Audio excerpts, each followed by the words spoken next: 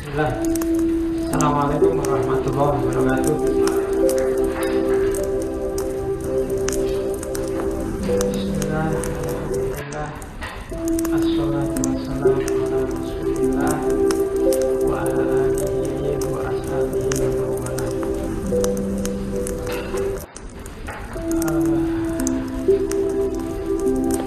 Malam ini ngaji filsafatnya kita lanjutkan dengan tema ketiga.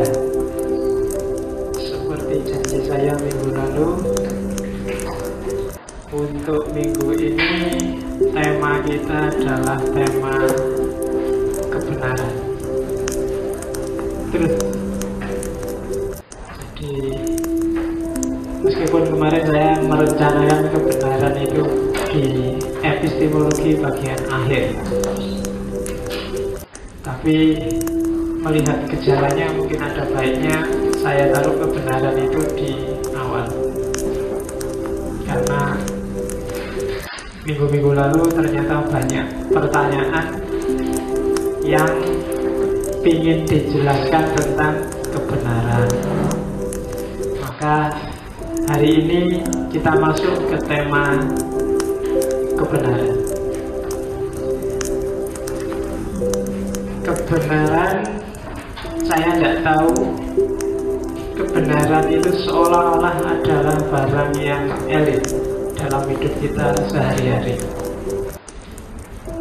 Dalam film-film itu kebenaran itu harus dicari, harus dibela. Superman, Batman, Iron Man itu kan tugasnya adalah membela kebenaran. Kamu kalau sedang sumpek, sedang itu terus baca-baca buku, kalau ditanya apa sih yang dicari, sedang mencari kebenaran, ya kan? Padahal kalau ditanya beneran mungkin apa sih yang dimaksud kebenaran itu? Iron Man, Superman itu yang disebut berjuang membela kebenaran itu. Coba sekali-sekali kamu bikin analisis atau bikinlah seminar internasional yang judulnya kebenaran apa sih yang dibela oleh Superman, Batman, Hulk dan kawan-kawan itu. Wong isinya tawuran terus opo memang membela kebenaran atau membela oke ya. Jadi kebenaran, tidak ada satu orang pun di dunia ini yang tidak suka dengan kebenaran. Orang yang paling jahat, paling salah sekalipun tidak mau dia disebut salah, tetap dia merasa bahwa saya benar, kecuali orang tidak waras.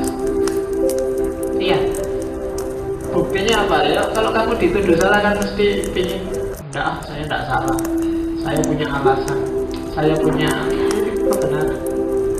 Jadi makanya koran-koran itu kalau nulis berita itu kan mesti ada yang sudah jelas salah pun dia tidak mau disebut salah. Itu yang sehingga banyak orang bilang kebenaran itu sebenarnya sifatnya fitrah, jadi naluri ya. Jadi tidak harus dicari, tapi tidak harus kamu cari, tapi dalam dirimu ada kualitas untuk cenderunglah pada kebenaran. Ada yang bilang itu satu di antara, kalau di filosof klasik itu ide bawaan sebenarnya. Di antara yang dititipkan oleh Allah pada kita itu yang namanya ide bawaan, itu ide tentang kebenaran. Jadi dulu ketika Adam turun ke bumi itu kan bahasa Al-Qur'annya wa 'allama Adamal asma. Jadi Adam itu diajarin perangkat keilmuan untuk hidup di muka bumi, perangkat pengetahuan. Jadi Adam gak perlu sekolah, gak perlu kuliah, pokoknya ditanami aja oleh Allah semacam software di kepalanya. Wa 'allamal asma kullaha, semuanya tentang apapun yang dia butuhkan untuk hidup di bumi. Dan ya akhirnya Adam sukses hidup di bumi dengan bekal itu. Itu nanti ada beberapa filosof klasik yang menyebut bahwa pada hakikatnya memang manusia membawa semacam ide bawaan, termasuk Descartes, termasuk Kant, termasuk Aristoteles. Jadi begitu kamu lahir itu kepalamu sudah ada ide-ide bawaan.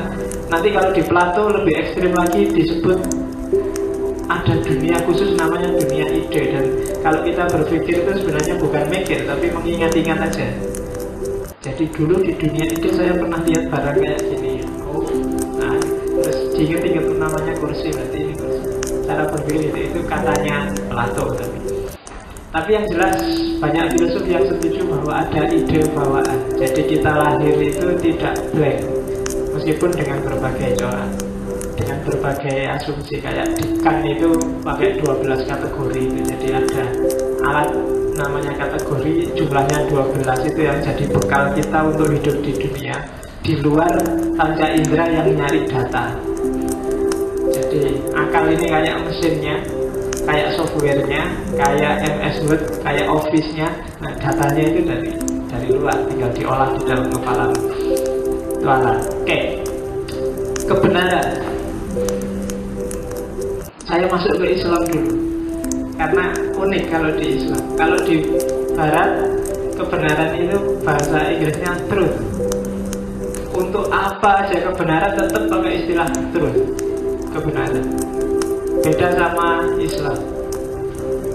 Itu yang kenapa saya sebut duluan. Kalau di Islam ada 3 istilah untuk menyebut benar atau salah. Yang pertama pakai istilah hak, yang kedua pakai istilah sidik, yang terakhir pakai istilah soha, sah, sohe. Itu kalau kamu terjemahkan dalam bahasa Indonesia artinya sama, benar. Shadaqallahul adzim, maha benar Allah, ya kan? Wahuwal haqqu, dan dialah zat yang maha hak, maha benar. Sohih juga begitu, soha makulta, jawabanmu benar, sama-sama benar, tapi arahnya beda. Kalau hak itu lawannya batil, biasanya yang diomongkan hakikat atau realitas. Itu hak. Kalau di Indonesia ada hakul yakin, itu biasanya yang diomongkan tentang realitas. Bahwa Ahmad Fatona itu suka perempuan, sekarang kan sudah hak gitu, kamu sudah ngerti sendiri, buktinya juga sudah banyak, nggak perlu diperdebatkan lagi bahwa dia memang suka perempuan, itu hak. Banyak hal-hal di sekelilingmu, misalnya Indonesia itu benderanya merah putih, itu hak, sudah jelas, tegas, nyata. Maka bagi umat Islam, Allah itu diantara sifatnya adalah hak. Allah itu nyata, real, tidak cuma khayalan. Nabi ketika masuk ke Mekah, kemudian membasmi patung-patungnya Ka'bah, dia bilang kul qad ja'al haqqu wa zahaqal batil. Yang hak telah datang, maka yang batil pasti hilang. Kalau kebenaran datang, kebatilan pasti hilang. Kalau belum hilang, itu berarti masih batil. Kebatilan masih ada, berarti kebenarannya belum ketemu, dia belum datang, masih ruwet.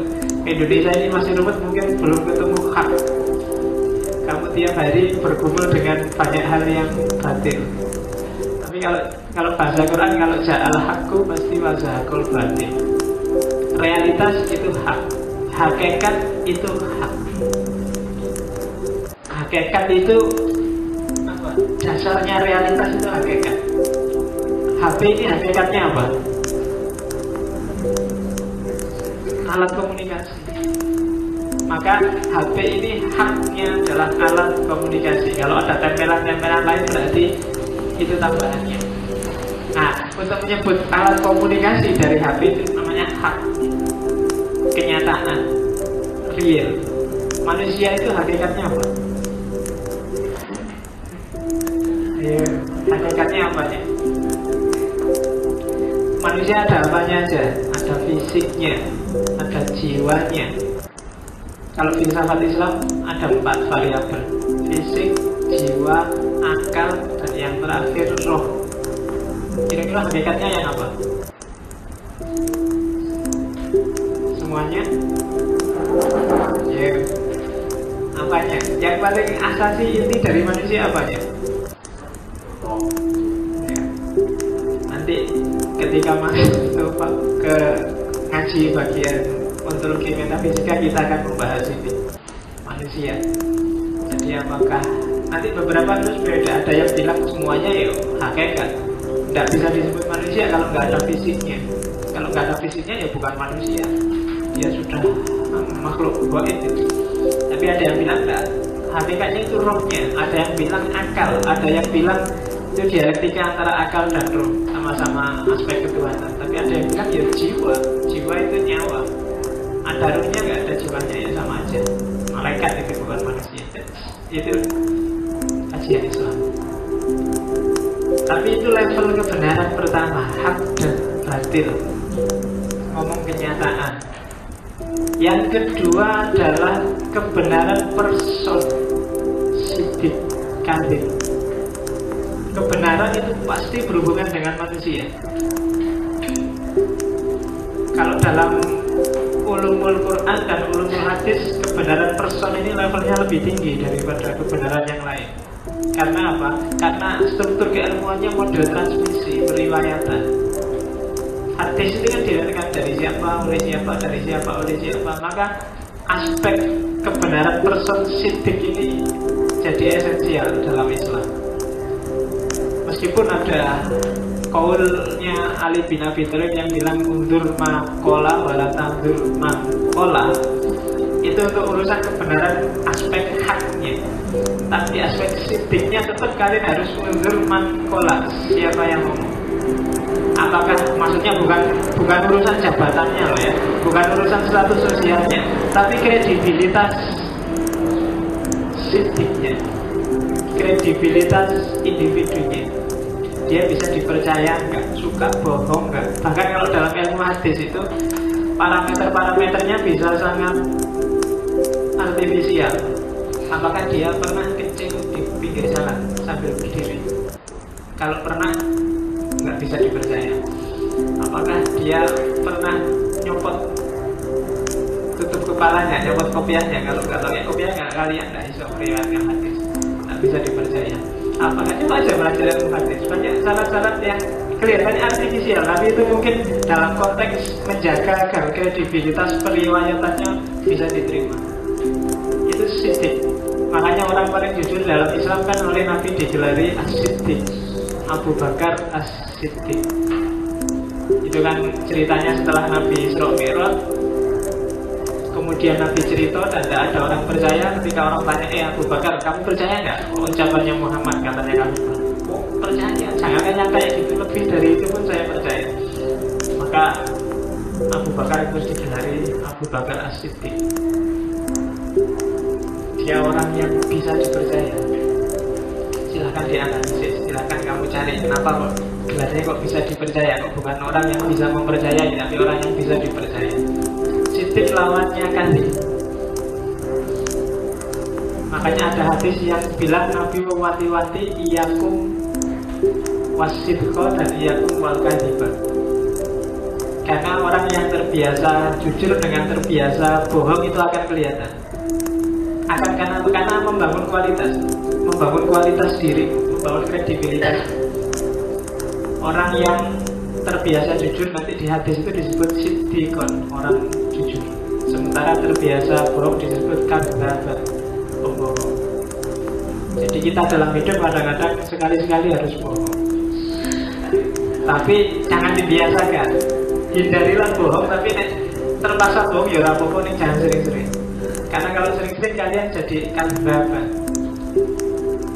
Orang biasanya begitu bohong sekali, kebohongan itu kadang-kadang harus diikuti kebohongan 2 kali. Kalau 2 kali nggak bisa, kadang-kadang harus ditutup lagi yang ketiga. Yang ketiga nggak bisa, mesti gitu. Kamu males kuliah tapi terus pamit ke dosennya, saya sakit pak. Tiba-tiba kamu jalan-jalan di luar ketemu dosennya, loh katanya sakit. Iya pak, ini sedang mau ke dokter pak. Bohong lagi. Oh, enggak apa-apa, kalau ke dokter kok jalan kaki ayo saya antar. Enggak usah pak, takut merepotkan bapak. Pokoknya begitu kamu bohong sekali, bohongnya jadi panjang. Harusnya cuma sekali, akhirnya bohongnya jadi 3-4 kali. Nah itu hati-hati, biasanya jadi habit. Kalau bahasanya nanti kan makanya iyakum, hati-hati. Lama-lama jadi kadzdzab itu kalau sudah bohong, tiap hari bohong, kalau udah bohong jadi gak enak. Karena dia jadi habit. Ya kan, dulu kalian semester 1 nggak masuk kelas, nggak masuk kuliah itu santai, takut. wah nggak masuk, jangan-jangan dosennya marah, jangan ketinggalan materi, sekali nggak masuk, begitu besoknya masuk, nggak apa-apa, ternyata nggak masuk. Besok bolos lagi, bohong lagi, bolos lagi, lama-lama biasa. Jangan-jangan bisa kebalikannya akhirnya, kalau masuk jadi nggak enak itu masuk.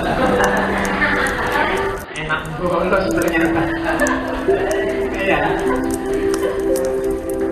Sama kembali, shifting juga begitu. Kalau sudah jadi habit bisa balik juga. Sholat itu mungkin kalian hari ini karena aktivis masjid semua rajin sholat semua, maka ketika meninggalkan atau ketinggalan sholat rasanya nggak enak luar biasa. Tapi coba biasakan.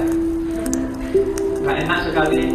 Astagfirullah, ini harus dikotok, ini terus kamu foto mati-matian. Besok telat lagi, astagfirullah. Lama-lama nggak lah ya, ternyata nggak sholat. Tidak ada apa-apa, tidak. Allah itu maha pengampun, wudhu aja dosa-dosanya rontok, santai aja, akhirnya santai. Dan jadi nggak ada beban. Hati-hati dengan, makanya kalau di psikologi ada namanya habit of mind. Pikiranmu itu kamu yang membiasakan. Sehingga sejak dulu saya wanti-wanti, hati-hati ngasih data ke kepalamu, karena dia akan jadi habit. Yang suka survei, yang suka lihat TV, yang suka nge-net, hati-hati. Ya mungkin di internet, di TV, di komputermu kadang-kadang muncul data-data yang tidak beres. Lihat aja sekali terus buang. Ini jangan diangen-angen, apalagi dimasukkan memori, karena mempengaruhi perilakumu. Habit of mind itu luar biasa. Ya, jadi dan itu kadang-kadang nggak sadar. Dia akan muncul secara tidak terkontrol kalau dia sudah jadi habit. Yang biasa misuh, ngomong misuh itu sholawat yang jadi yang biasa itu terbiasa. Jawa Timur itu orang-orang Jawa Timur, saya orang Metanan itu kalau nggak misuh nggak enak. Ya kan sudah jadi habit, terus logonya luar biasa kalau sudah.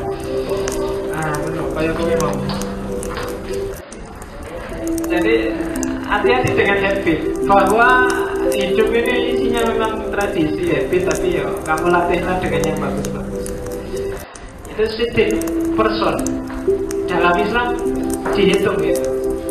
Siapa yang ngomong, jadi meskipun kadang-kadang yang diomongkan itu masuk akal, tapi siapa dulu yang ngomong? Kalau yang ngomong orang itu enggak deh.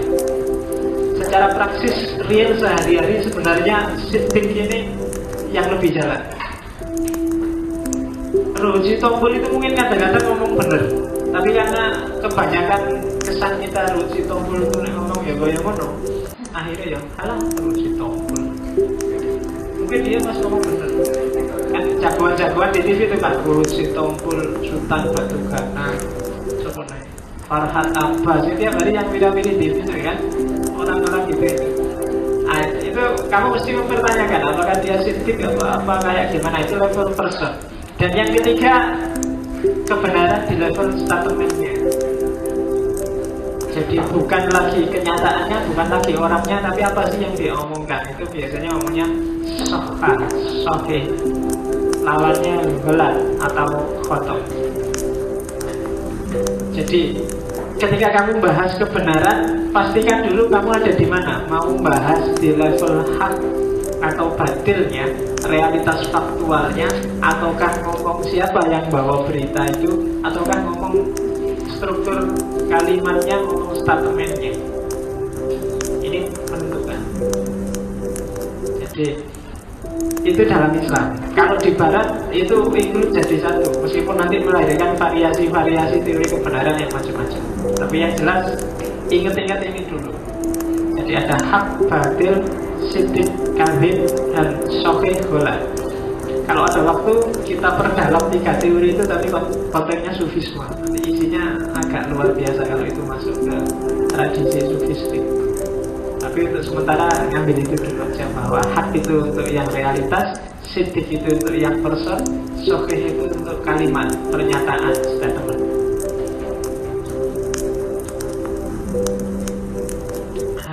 Sekarang kita ngomong levelnya. Yang kedua, jadi kebenaran yang kita bela itu, yang kita cari-cari itu harus sekarang diperjelas. Kebenaran di level apa yang kamu cari? Ada ada satu dua lah, dulu saya banyak mahasiswa sing rodo gaya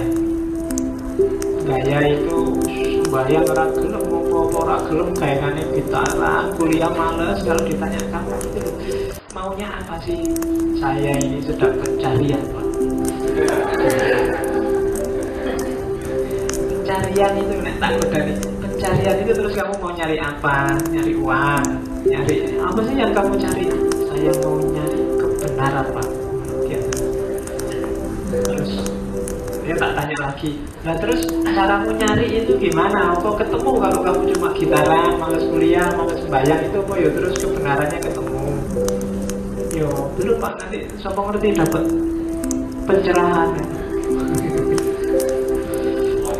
Pencerahan tekondi dari gitaran itu kamu dapat pencerahan apa? Dari nongkrong ning angkringan mulai jam 11 malam sampai jam 4 subuh itu kamu dapat pencerahan apa? Jalannya gimana untuk biar kamu dapat pencerahan? Menurut kamu ya apa ya nyambung dengan polamu seperti itu, nanti kamu akan ketemu pencerahan. Terus kebenaran itu yang kamu cari kebenaran apa? 1 tambah 1 2 itu juga sudah kebenaran. Ngapain kamu cari capek-capek? 2 tambah 2 4 itu sudah kebenaran. Kalau orang nggak lapar 3 hari terus perutnya melilit, itu kebenaran juga. Kamu mau nyari kebenarannya gimana? Nyari kebenarannya kok susah-susah kan gitu. Kalau kamu gatel, garuklah, itu kebenaran sudah. Nah iya kan, kalau mikir jadi kok kamu tidak repot sekali nyari kebenaran. Oke. Nah maka maksudnya level kebenaran apa yang mau kamu cari? Ada level kebenaran empiris, ada level kebenaran logis, ada level kebenaran etik, ada level kebenaran metafisik. Kebenaran metafisik itu tambahan. Kalau kamu cari di buku-buku biasanya cuma 3, empiris, logik, dan etik. Atau kalau ada kebenaran metafisik arahnya bukan ke eskatologis. Kalau kita yang beragama, metafisik harus mengarah juga ke yang eskatologis, karena kita percaya hal-hal yang eskatologis, yang gaib, ya kan?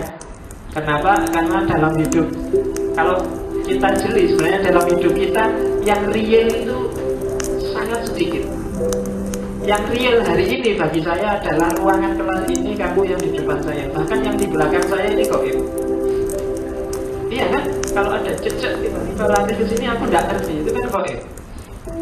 Jadi barang yang nggak gaib itu bagi kita itu cuma sekedar sejangkau, telinga bisa mendengarkan, mata bisa melihat. Di Malioboro sekarang ada apa kan saya nggak tahu, itu kan namanya gaib.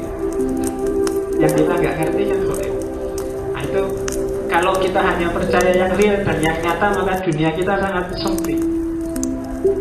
Yang nggak pernah ke Arab Saudi, Arab itu barang gaib, ya kan? Yang nggak pernah ke Australia, Australia itu barang gaib.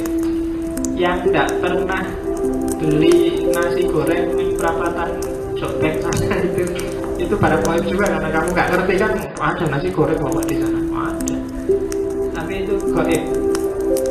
Oke, itu kebenaran metafisik. Nanti ada levelnya sendiri. Kebenaran empirik nggak perlu dijelaskan panjang lebar. Kalian tiap hari bergumul dengan kebenaran empiris. Fakta-faktanya mudah diakses oleh indera, gampang dicerna karena dia nyata, real, apa adanya. Itu kebenaran empiris.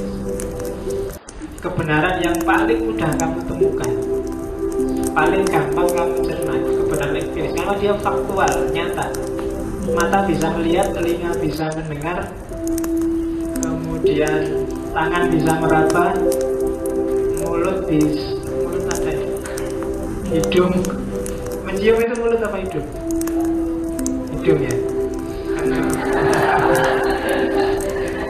Nah ya makanya, tapi kalau kamu nyium pakai mulut atau pakai hidung? Dia pakai mulut.